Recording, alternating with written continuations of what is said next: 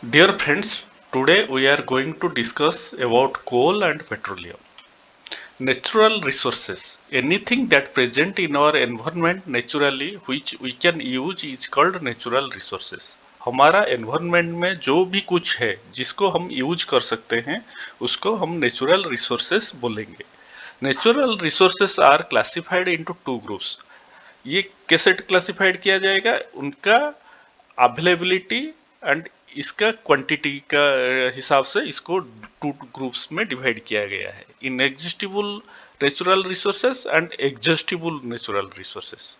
Inexhaustible natural resources क्या है? The natural resource which are present in unlimited quantity and are not likely to be exhausted by human activities are called inexhaustible natural resources. हम इसको जितना भी use करें वो खत्म नहीं होगा.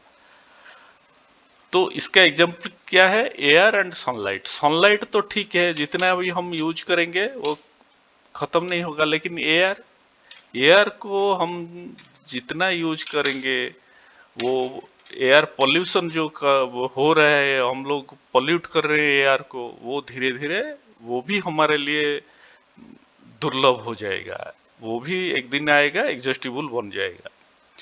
Exhaustible natural resources. The resource which present in limited quantity and can be exhausted by human activities are called exhaustible natural resources. ये क्या है?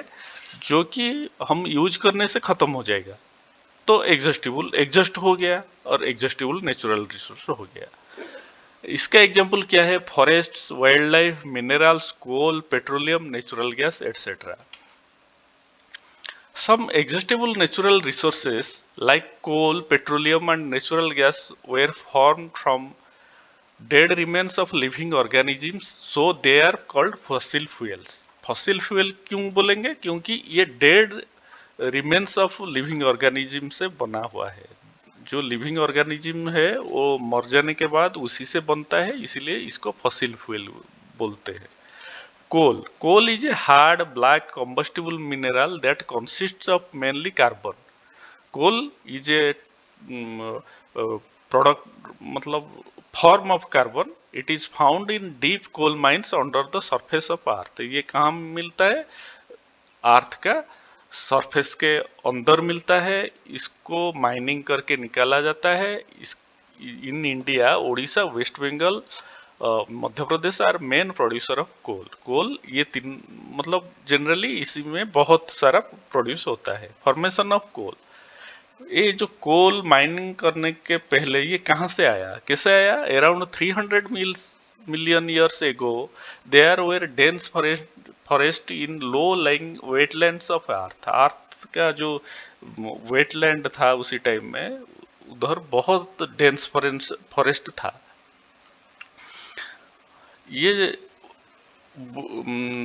Due to volcanic eruption, earthquakes and other natural calamities, the forest buried under the soil.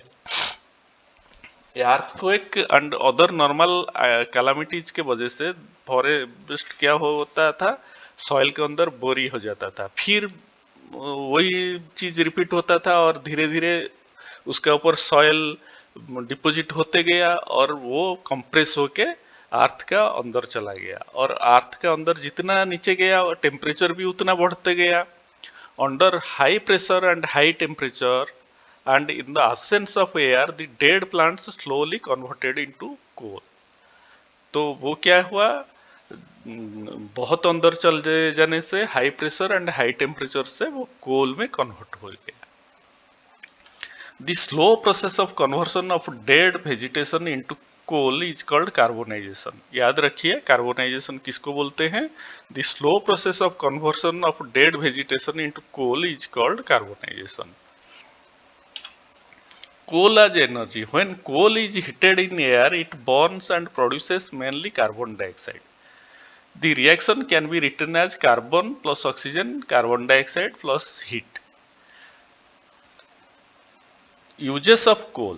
Earlier, coal was used in railway engine to produce steam to run the engine. पहले steam engine से train चलता था और steam generate के लिए coal use होता था। In thermal power plants coal is used to produce electricity. अभी भी थर्मल पावर प्लांट से कोल यूज होता है इलेक्ट्रिसिटी प्रोड्यूस करने के लिए।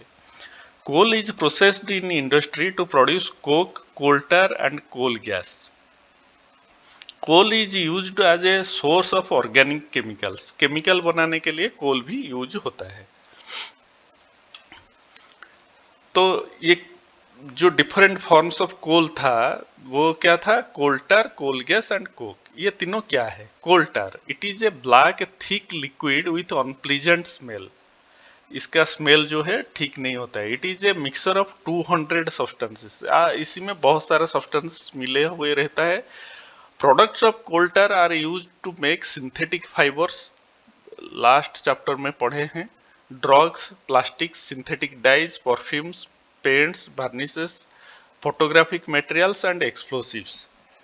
कोल गैस क्या है? Coal gas is obtained during the processing of coal to get coke. Coke बनाने के टाइम में ये गैस बनता है। It is mainly mixture of methane, hydrogen and some carbon monoxide. ये किसी से इसी में क्या कंपोजिशन होता है? Methane, hydrogen and carbon monoxide. Earlier coal gas is used to lighting of lamp post. Lamp post पहले तो इलेक्ट्रिसिटी नहीं था, इसलिए ये जो कोल गैस है उसी को यूज किया जाता था लैम्प पोस्ट में। Coal gas is used as fuel in industries. Industries में भी कोल गैस यूज होता है as a fuel. Coke, it is tough, porous and black substance. It is almost pure form of carbon.